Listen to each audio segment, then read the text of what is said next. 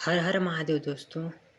संतान सप्तमी व्रत भाद्रपद माह के शुक्ल पक्ष की सप्तमी तिथि को किया जाता है। यह व्रत संतान की लंबी आयु, अच्छे स्वास्थ्य और उज्जवल भविष्य के लिए किया जाता है। विवाहित महिलाएं और पुरुष दोनों मिलकर यह व्रत कर सकते हैं। इस व्रत में भगवान शंकर और माता पार्वती की पूजा की जाती है। तो चलिए इसी के साथ हम लोग संतान सप्तमी की व्रत कथा का श्रवण प्रारंभ करते हैं। एक दिन महाराजा युधिष्ठिर ने भगवान से कहा कि हे प्रभु, कोई ऐसा उत्तम व्रत बताइए जिसके प्रभाव से मनुष्यों के सांसारिक दुख क्लेश दूर होकर वे पुत्र एवं पौत्रवान हों। यह सुनकर भगवान बोले, हे राजन, तुमने बड़ा ही उत्तम प्रश्न किया है। मैं तुमको एक पौराणिक इतिहास सुनाता हूँ, ध्यानपूर्वक सुनो।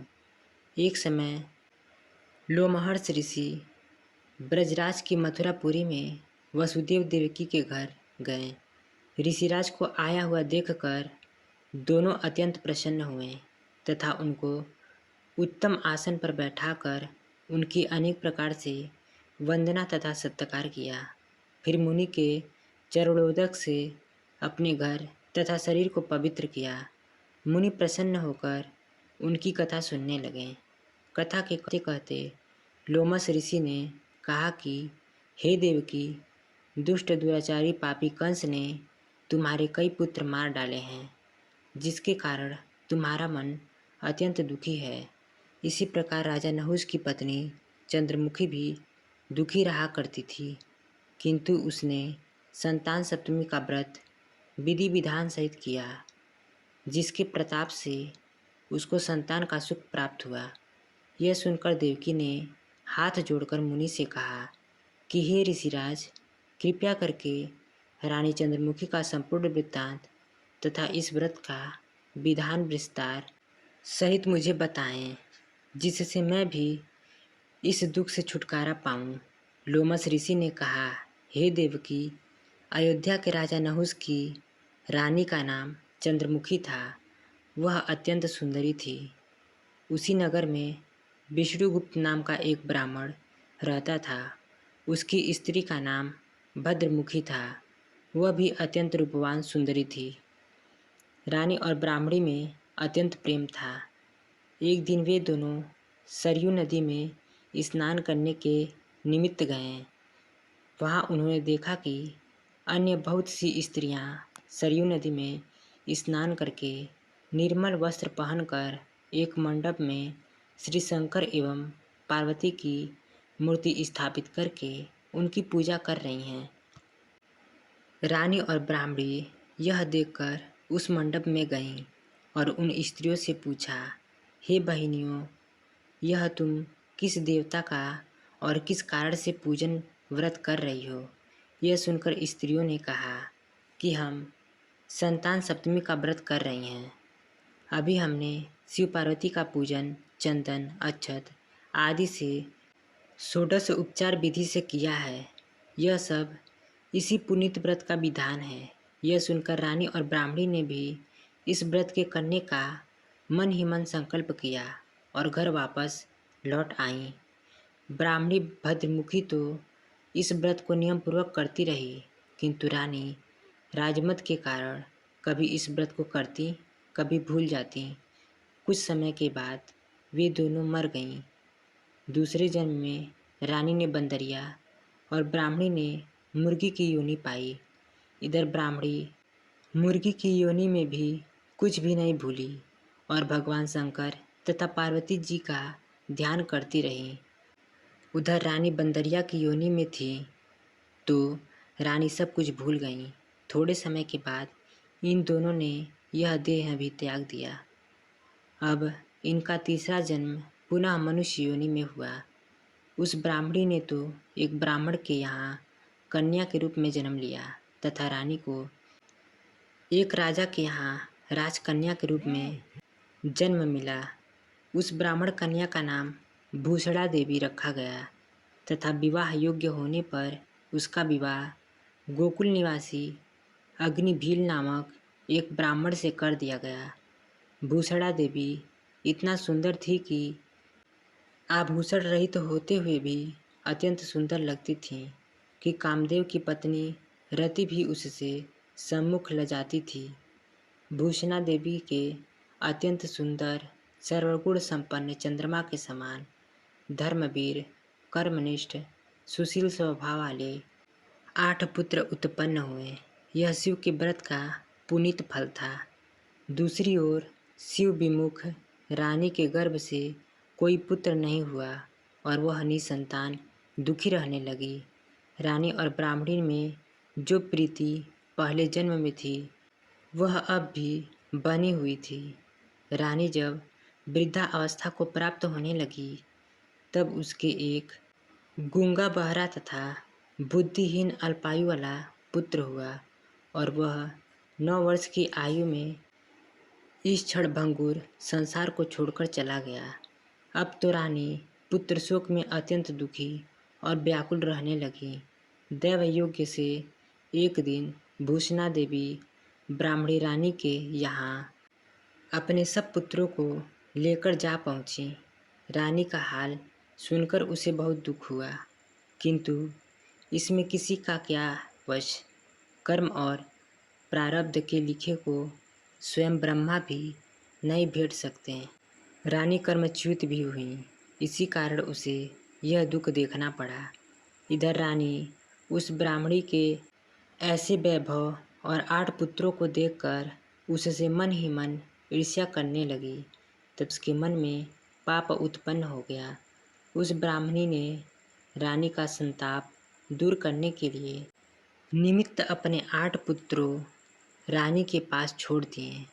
रानी के पाप के वशीभूत होकर उन ब्राह्मण पुत्रों की हत्या करने के विचार से लड्डू में विष मिलाकर उनको भोजन करा दिया, परंतु भगवान शंकर की कृपा से एक बालक की भी मृत्यु नहीं हुई।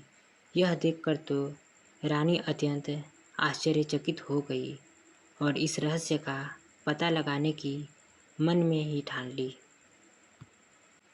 भगवान की पूजा सेवा से निवृत्त होकर एक दिन जब भूषणा देवी आई तो रानी ने उससे कहा कि मैंने तेरे पुत्रों को मारने के लिए विष मिलाकर लड्डू खिला दिए, किंतु इनमें से तो एक भी नहीं मरा। तूने ऐसा कौन सा दान पुण्य व्रत किया है जिसके कारण तेरे ये पुत्र नहीं मरे और तू नित्य सुख भोग रही है? तू बड़ी सौभाग्यवती है। इस सब का भेद तू निष्कपट होकर समझा। मैं तेरी बड़ी ऋणी रहूँगी। रानी के ऐसे दीन वचन सुनकर भूषणा ब्राह्मणी कहने लगी, हे रानी सुनो, तुमसे 3 जन्म का हाल कहती हूँ, सो ध्यानपूर्वक सुनना। पहले जन्म में तुम राजा नहुस की पत्नी थी और तुम्हारा नाम चंद्रमुखी था। मेरा नाम भद्रमुखी था और ब्राह्मणी थी। हम तुम अयोध्या में रहते थे और मेरी तेरी बड़ी प्रीति थी। एक दिन हम तुम दोनों सरयू नदी में स्नान करने गए और दूसरी स्त्रियों को संतान सप्तमी का उपवास, शिवजी का पूजन अर्चना करते देखकर हमने तुमने भी इस उत्तम व्रत को करने की प्रतिज्ञा की थी। तुम तो राजमत के कारण सब भूल गई, जिससे झूठ बोलने का तुमको दोष लगा, उसे तुम आज भी भोग रही हो। मैंने इस व्रत को आचार विचार सहित नियम पूर्वक सदैव किया और आज भी करती हूँ। दूसरे जन्म में तुमको बंदरिया का जन्म मिला तथा मुझे मुर्गी की योनि मिली। भगवान शंकर की कृपा से इस व्रत के प्रभाव तथा भगवान नाम को मैं इस जन्म में भी नहीं भूली और निरंतर इस व्रत को नियमापूर्वक करती रही। तुम अपने इस संकल्प को इस जन्म में भी भूल गई। मैं तो समझती हूँ कि तुम्हारे ऊपर यह जो भारी संकट है उसका एकमात्र यही कारण है कि और दूसरा कोई कारण ही नहीं है। इसलिए मैं कहती हूँ कि तुम अब भी संतान सप्तमी के व्रत को नियम से करो तो कदाचित तुम्हारा संकट दूर हो जाए। लोमस ऋषि ने कहा कि हे देवी, भूषणा ब्राह्मणी के मुख से अपने पूर्वजन्म की कथा तथा व्रत के संकल्प की बात सुनकर रानी को भी पुरानी बातें याद आ गईं और वह तत्पश्चात करने लगी। अब रानी भूषणा ब्राह्मणी के चरणों में पड़ क्षमा याचना करने लगी और भगवान शंकर पार्वती की अपार महिमा के गीत गाने लगी। उसी दिन से रानी ने नियमों के अनुसार संतान सप्तमी का व्रत किया, जिसके प्रभाव से रानी को संतान सुख भी मिला तथा संपूर्ण सुख भोग कर वह रानी शिवलोक को गई। भगवान शंकर के व्रत का ऐसा प्रभाव है कि पथभ्रष्ट मनुष्य भी अपने पथ पर अग्रसर हो जाता है और अंत में ऐश्वर्य भोग कर मोक्ष पाता है। लोमस ऋषि ने आगे कहा कि हे देवकी, इसलिए मैं तुमसे भी कहता हूँ कि इस व्रत को करने का दृढ़ संकल्प अपने मन में करो, तो तुमको भी अब संतान सुख प्राप्त होगा। इतनी कथा सुनकर देवकी हाथ जोड़कर लोमस ऋषि से कहने लगी, हे ऋषिराज, इस पुनीत व्रत को अवश्य करूँगी, किंतु आप इस कल्याणकारी एवं संतान सुख देने वाले व्रत का विधान, नियम, विधि आदि विस्तार से समझाइए।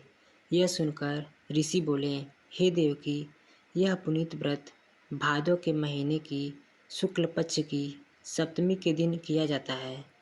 उस दिन ब्रह्म मुहूर्त में उठकर किसी नदी अथवा कुएं के पवित्र जल से स्नान करके निर्मल वस्त्र पहनना चाहिए। फिर शंकर भगवान तथा जगदम्बा पार्वती जी की मूर्ति की स्थापना करें। इन प्रतिमाओं के सम्मुख सोने चांदी के तारों तथा रेशम का एक गंडा बनवाएं। उस गंडे में 7 गांठें लगानी चाहिए। इस गांठे को धूप दीप अष्टगंध से पूजा करके अपने हाथ में बांधें और भगवान शंकर से अपनी कामना सफल होने की शुद्ध भाव से प्रार्थना करें। तदंतर मीठे पुआ बनाकर भगवान शंकर को 7 पुओं का भोग लगावें तथा 7 की पुआ अथवा यथाशक्ति सोने तथा चांदी की एक अंगूठी बनवाकर इन सबको एक तांबे के पात्र में रखकर और उनका षोडशोपचार विधि से पूजन करके किसी सदाचारी, धर्मनिष्ठ, कर्मनिष्ठ, सत्यपात्र ब्राह्मण को दान में दे दें। इसके पश्चात 7 पुआ स्वयं प्रसाद के रूप में ग्रहण करें। इस प्रकार व्रत का पारायण करना चाहिए। प्रति मास की शुक्ल पक्ष की सप्तमी के दिन हे देवकी, इस व्रत को इस प्रकार नियम पूर्वक करने से समस्त पाप नष्ट होते हैं और भाग्यशाली संतान उत्पन्न होती है। अंत में उसे शिवलोक की प्राप्ति होती है। हे देवकी, मैंने तुमको संतान सप्तमी का व्रत संपूर्ण विधान विस्तार सहित वर्णन कर दिया है। इसको अब तुम नियम पूर्वक करो, जिससे तुमको उत्तम पूर्ण आयु संतान प्राप्त होगी। इतनी कथा कहकर भगवान आनंदकंद श्री कृष्ण ने धर्मावतार युधिष्ठिर से कहा कि श्री लोमस ऋषि इस प्रकार हमारी माता को शिक्षा देकर चले गए। ऋषि के कथा अनुसार हमारी माता देवकी ने इस व्रत को नियम पूर्वक किया। इसके प्रभाव से हम उत्पन्न हुए। यह व्रत विशेष रूप से स्त्रियों को तो कल्याणकारी ही है, परंतु मनुष्यों को भी समान रूप से कल्याणदायक है। संतान सुख देने वाला, पापों का नाश करने वाला यह उत्तम व्रत है, जिसे स्वयं भी करें और मनोकामनाएं पूर्ण होने पर दूसरों से भी करवाएं। नियम पूर्वक जो कोई भी इस व्रत को करता है और भगवान शंकर एवं माता पार्वती की सच्चे मन से आराधना करता है, वह निश्चय ही अमर यश प्राप्त करके अंत में शिवलोक को प्राप्त होता है।